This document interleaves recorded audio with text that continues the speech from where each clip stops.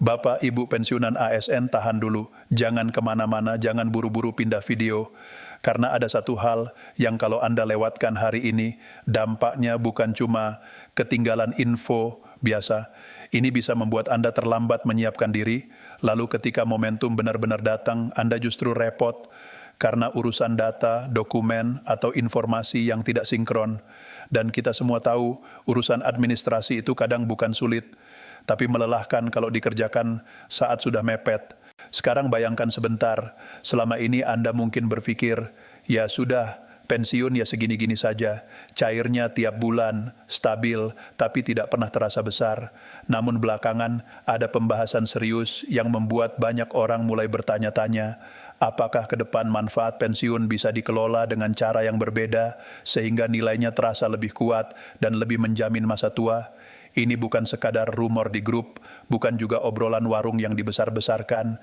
Ini adalah isu perubahan sistem yang sedang dibicarakan di level pengambil keputusan, kementerian, lembaga pengelola, dan pembahasan kebijakan yang melibatkan banyak pihak. Dan poin paling pentingnya adalah ini. Kalau sistemnya berubah, maka yang menentukan kelancaran hak Anda nanti seringkali bukan seberapa cepat kebijakan jalan, tapi seberapa rapi data Anda tercatat. Nama, NIK, rekening, status keluarga, semua itu yang terlihat sederhana, justru bisa jadi penentu apakah proses Anda mulus atau tersendat. Assalamualaikum warahmatullahi wabarakatuh. Bapak, Ibu, Saudara-saudara pensiunan ASN yang kami hormati. Hari ini saya ingin bicara pelan-pelan dari hati ke hati tentang sesuatu yang menyangkut hak dan ketenangan keluarga Anda. Karena Anda bukan orang yang baru kemarin berjuang. Anda sudah puluhan tahun mengabdi, mengurus pelayanan, administrasi, pendidikan, keamanan, atau pekerjaan negara lainnya yang tidak selalu terlihat, tapi dampaknya dirasakan masyarakat. Dan setelah masa bakti panjang itu, wajar kalau Anda ingin masa tua yang tidak lagi penuh cemas. Mari kita mulai dari gambaran yang selama ini terjadi. Sistem yang berjalan puluhan tahun membuat pembayaran pensiun banyak bergantung pada kemampuan anggaran negara tahun berjalan. Secara sederhana, pemasukan negara di tahun ini dipakai untuk membayar kewajiban yang jatuh tempo di tahun ini juga. Dalam sistem seperti ini, beban pensiun akan terasa makin berat ketika jumlah pensiunan meningkat, sementara ruang fiskal negara juga harus membiayai banyak hal lain, pendidikan, kesehatan, bantuan sosial, pembangunan, dan kebutuhan mendesak lainnya. Anda sebagai ASN aktif dulu juga sudah menyetor iuran. Itu adalah bentuk kontribusi yang sah dan nyata. Tapi kenyataannya, iuran peserta seringkali tidak cukup menutup seluruh kebutuhan manfaat yang harus dibayarkan. Maka selisihnya ditopang langsung oleh negara. Disinilah muncul masalah jangka panjang. Semakin banyak yang pensiun, semakin besar kewajiban yang harus dibayar, sementara pola pendanaannya tidak sepenuhnya dipersiapkan dari jauh hari melalui akumulasi dana yang tumbuh. Karena itu, lahirlah gagasan besar yang sedang didorong. Pergeseran menuju sistem yang lebih menabung dari awal selama masa kerja, bukan hanya membayar saat jatuh tempo dari anggaran tahunan. Sistem ini sering disebut fully funded, yaitu pendekatan di mana dana pensiun dikumpulkan dan dikelola sejak seseorang masih bekerja. Jadi bukan menunggu pensiun lalu baru mencari sumber bayar, tetapi sejak awal sudah ada proses pengumpulan dana dan pengelolaan yang membuat dana itu berkembang. Dalam gambaran yang ideal, setiap bulan ada iuran dari pegawai, ada kontribusi dari pemberi kerja, lalu dana itu dikelola secara profesional. Bukan disimpan diam, tapi ditempatkan pada instrumen-instrumen yang dianggap aman dan produktif sesuai aturan. Bisa berupa obligasi, instrumen pasar uang, atau bentuk investasi lain yang pengelolaannya diawasi. Tujuannya sederhana, ketika orang memasuki masa pensiun, dananya sudah terbentuk, sehingga manfaat pensiun tidak sepenuhnya membebani anggaran tahunan. Bapak, Ibu, bagian yang sering membuat orang salah paham adalah ketika muncul narasi nilainya bisa sangat besar sampai terdengar seperti uang tunai akan langsung masuk sekaligus dalam jumlah fantastis. Di sini kita harus jernih. Potensi nilai besar biasanya merujuk pada akumulasi manfaat dalam jangka panjang. Bentuknya bisa macam-macam, bisa ada komponen yang cair, bisa ada komponen yang menjadi jaminan kesehatan, perlindungan keluarga, atau bentuk manfaat lain yang nilainya besar jika dihitung kumulatif. Jadi penting sekali untuk tidak menangkapnya sebagai besok semua orang langsung dapat miliaran tunai. Itu bukan cara kerja kebijakan publik yang normal, apalagi untuk program sebesar pensiun nasional.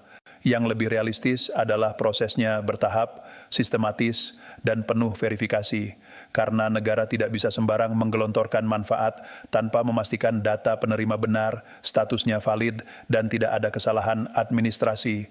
Dan justru disinilah Anda perlu fokus dari sekarang, bukan sekadar menunggu kabar, tetapi memastikan diri Anda siap saat kebijakan benar-benar berjalan.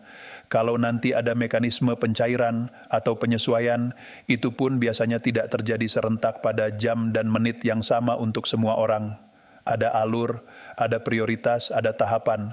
Bisa jadi yang diprioritaskan lebih dulu adalah kelompok tertentu berdasarkan kriteria yang ditentukan regulator, misalnya kelompok yang manfaatnya sudah sangat kecil dibanding kebutuhan hidup atau kelompok yang memerlukan penyesuaian tertentu. Tetapi apapun kriterianya nanti, satu hal yang hampir selalu sama, data yang rapi akan mempercepat proses, data yang bermasalah akan memperlambat. Sekarang saya ingin tekankan hal yang sangat penting, karena ini sering terjadi setiap kali ada isu pencairan, penyesuaian, atau program bantuan, penipuan. Begitu ada kabar baik beredar, selalu ada oknum yang mencoba menunggangi harapan orang.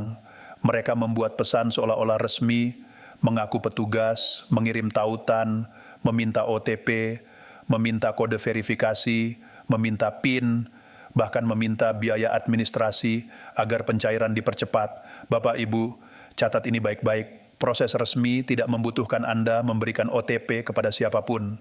Petugas resmi tidak akan meminta PIN, tidak akan meminta kode rahasia, dan tidak akan meminta Anda mentransfer sejumlah uang agar hak Anda diproses cepat. Jika ada yang menghubungi dengan pola seperti itu, hentikan komunikasi. Jangan panik, jangan takut, jangan merasa tidak enak, blokir, simpan bukti jika perlu, dan ceritakan ke keluarga supaya mereka juga ikut mengawasi. Sumber informasi resmi hanya datang dari kanal yang jelas, kantor layanan resmi, situs resmi, aplikasi resmi, atau layanan pelanggan resmi yang dapat diverifikasi. Selain itu, anggap sebagai informasi liar sampai terbukti benar. Dan mohon hati-hati, karena sekarang banyak yang meniru tampilan logo, meniru bahasa resmi, bahkan meniru nama lembaga, yang membedakan biasanya hanya satu, mereka minta data rahasia. Begitu ada permintaan data rahasia, selesai. Itu bukan bantuan, itu jebakan. Lalu apa yang bisa Anda lakukan sekarang? Langkah yang nyata, yang tidak menunggu kebijakan keluar. Pertama, pastikan identitas Anda konsisten. Nama di KTP, di kartu pensiun, di buku tabungan, dan di data yang tercatat harus sama persis. Kadang hanya beda satu huruf, beda spasi, beda gelar, itu bisa bikin verifikasi terganggu. Kedua, pastikan NIK Anda benar, tidak ada duplikasi, dan sesuai dengan data kependudukan. Ketiga, pastikan rekening bank yang Anda pakai aktif dan atas nama Anda sendiri. Jangan menggunakan rekening orang lain karena lebih gampang, karena itu sering menjadi sumber masalah ketika verifikasi dilakukan ketat. Keempat, perbarui data keluarga bila ada perubahan. Status pernikahan, ahli waris, alamat domisili, nomor HP yang masih aktif, semua harus update. Jangan menunggu sampai ada jadwal pencairan lalu Anda baru sadar nomor HP yang terdaftar sudah mati, email sudah tidak dipakai, atau rekening sudah pasif. Pada saat itulah biasanya orang mulai panik, bolak-balik, dan capek sendiri. Jika Anda ragu data Anda sudah benar atau belum, lebih baik cek dan rapikan sekarang. Siapkan dokumen-dokumen dasar yang umumnya dibutuhkan, KTP yang masih berlaku, kartu pensiun, buku tabungan, dokumen pendukung, bila ada perubahan data keluarga. Jangan mengumpulkan dokumen saat sudah dikejar waktu. Mengurus lebih awal selalu lebih ringan daripada mengurus di tengah kepanikan. Untuk Bapak, Ibu yang saat ini menjadi ahli waris dari pensiunan yang sudah berpulang, saya juga ingin sampaikan, hak itu tidak otomatis hilang begitu saja. Ada mekanisme klaim bagi ahli waris yang sah, namun biasanya memang membutuhkan dokumen lebih lengkap. Umumnya meliputi surat kematian resmi, keterangan ahli waris dari pihak yang berwenang, dan identitas ahli waris. Prosesnya bisa lebih panjang karena verifikasinya lebih ketat, tapi itu wajar karena negara harus memastikan hak itu jatuh ke orang yang benar. Ada satu hal lagi yang sering luput dibicarakan. Ketika seseorang menerima dana dalam jumlah yang lebih besar dari biasanya, tantangan berikutnya adalah mengelola. Banyak orang bukan tidak bersyukur, tetapi tidak terbiasa memegang dana besar sekaligus. Maka uang yang seharusnya menjadi penopang bertahun-tahun bisa habis dalam waktu singkat hanya karena keputusan emosional, bujuk rayu, atau investasi yang tidak dipahami. Kalau nanti benar ada perubahan manfaat atau ada bagian yang bisa dicairkan, pikirkan 3 hal ini: kesehatan, darurat, dan keamanan. Usia pensiun biasanya membuat biaya kesehatan meningkat dan sulit diprediksi. Maka sisihkan untuk kesehatan. Siapkan dana darurat yang tidak disentuh kecuali perlu. Dan jika ingin menempatkan dana pada instrumen keuangan, utamakan yang risikonya Anda pahami dan mekanismenya jelas, bukan yang menjanjikan untung cepat.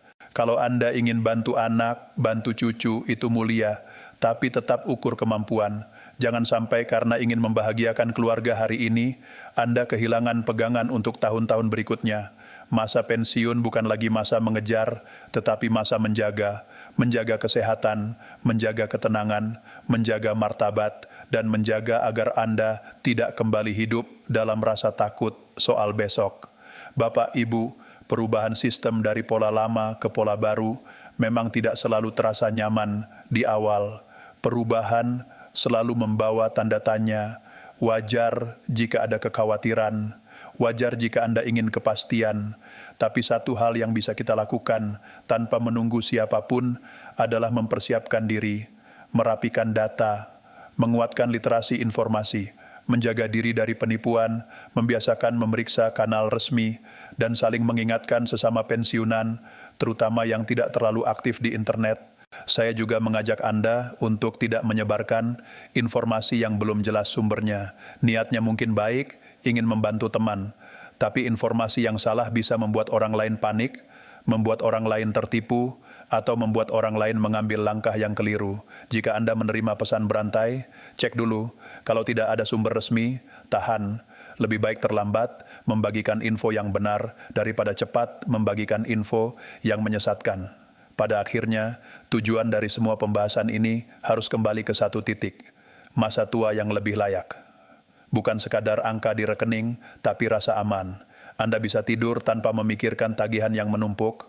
Anda bisa berobat tanpa takut dompet jebol. Anda bisa menikmati waktu bersama keluarga tanpa merasa menjadi beban. Dan Anda bisa merasakan bahwa pengabdian puluhan tahun itu dihargai dengan cara yang bermartabat. Jadi mulai hari ini jangan hanya menunggu kabar besar.